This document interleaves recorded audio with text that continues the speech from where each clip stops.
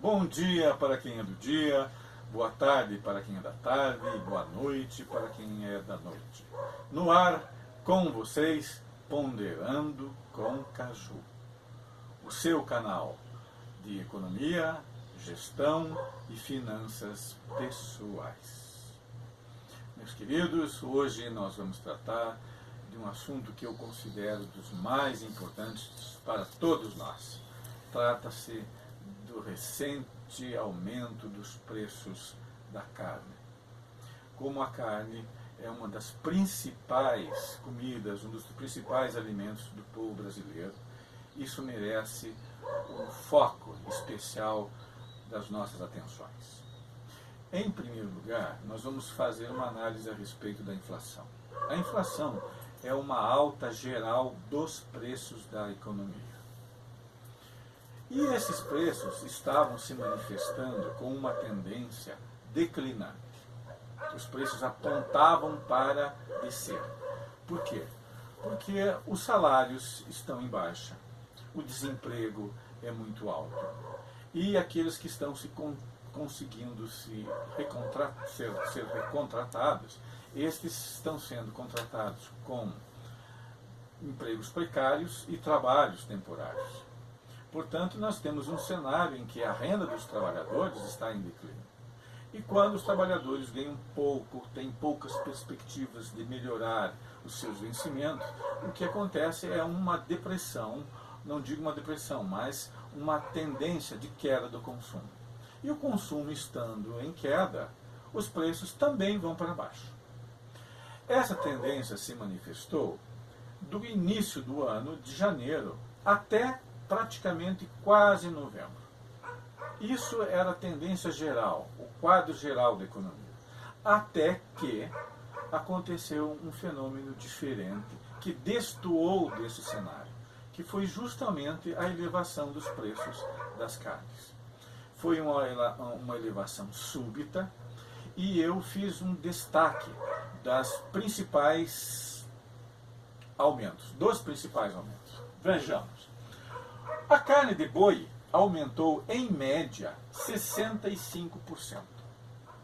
A carne de suíno, carne de porco, aumentou, em média, 25%. E a carne de frango aumentou, também, em média, 40%. E isto foram aumentos que se deram no Brasil inteiro. Agora a questão é, por que isso aconteceu de um momento para o outro? Isso aconteceu porque a carne ela é um produto primário, mas um produto primário consumido no mundo inteiro. Por isso ela se chama, e ela é uma commodity. Ela é vendida nas grandes praças internacionais e o principal comprador da carne brasileira se chama China. E na China ocorreu um fato que foi profundamente prejudicial para a economia chinesa. A China tem o maior rebanho de suínos do planeta. São 685 milhões de cabeças. E há mais um número muito importante que eu até não coloquei aqui. A população chinesa são 1 bilhão e 300 bilhões, 1 bilhão e 300 milhões de habitantes. Portanto, é o maior contingente populacional do planeta.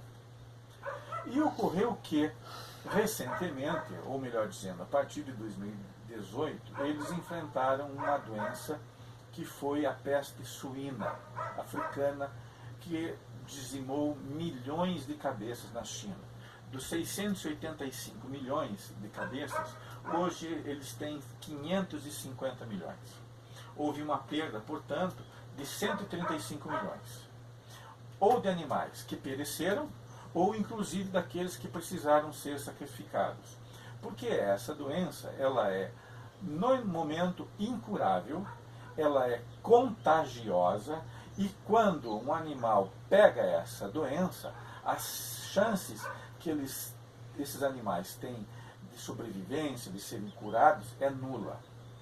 Portanto, ela causou um estrago muito grande nessa economia chinesa. O que aconteceu?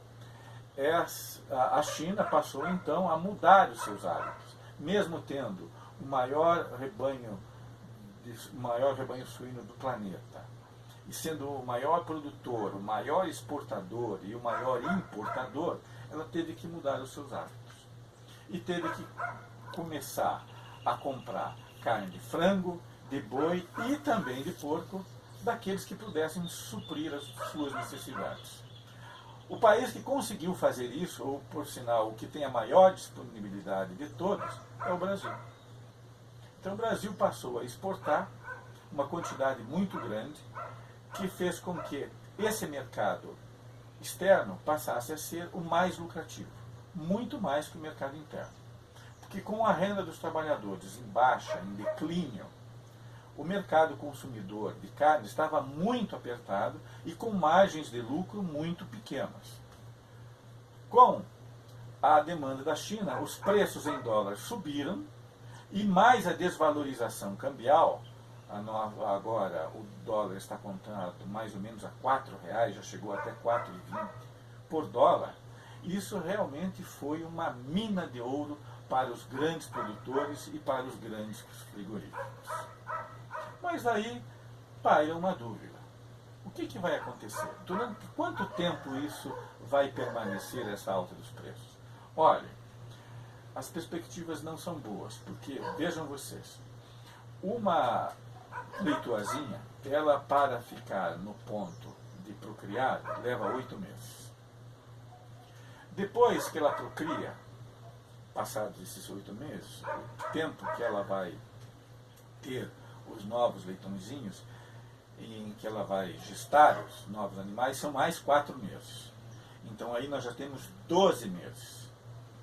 E quando ela der a luz a esses leitõezinhos, eles vão precisar de mais ou menos 8 meses para estarem prontos, se não para o abate, para a procriação. Então aí o que nós já temos? Nós já temos pelo menos 20 meses. Se nós fizermos um cálculo arredondado para 24 meses, é exatamente mais ou menos 2 anos que a China vai precisar para recompor esse rebanho de 685 milhões, que virou 550.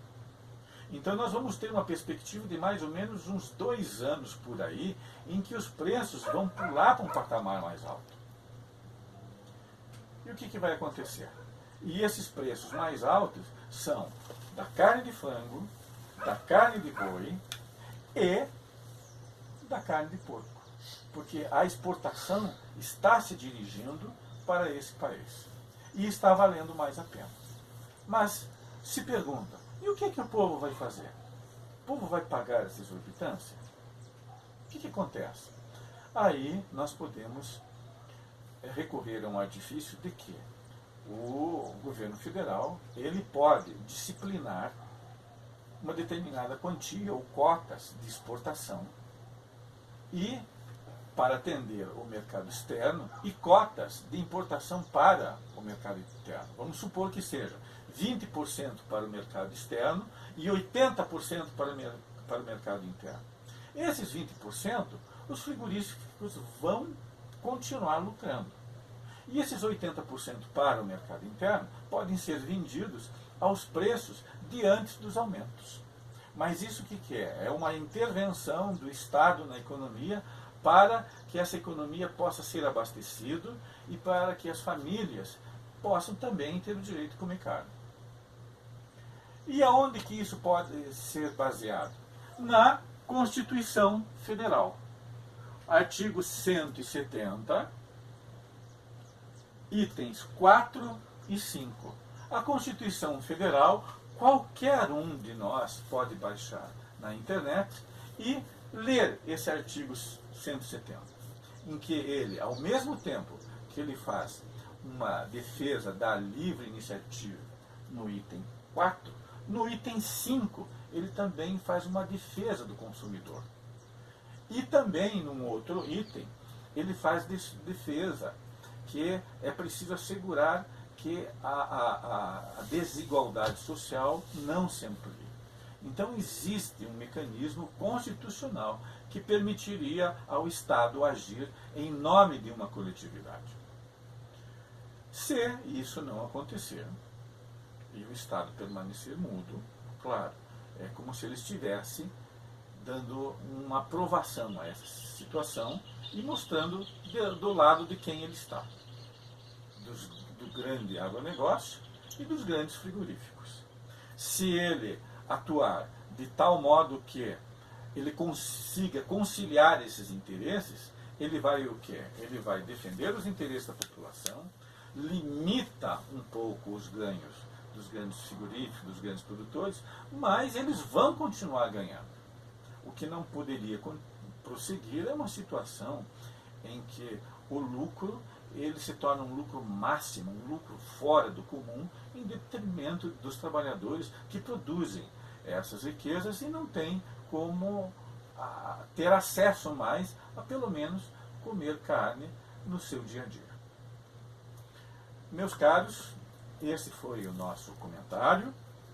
Peço a vocês que, se gostaram do vídeo, por favor, deem os seus likes, se inscrevam.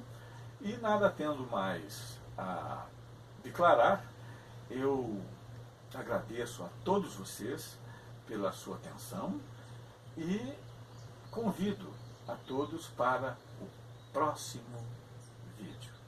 Muito obrigado. O Ponderando com Caju encerra nesse instante a sua atividade. Muito obrigado.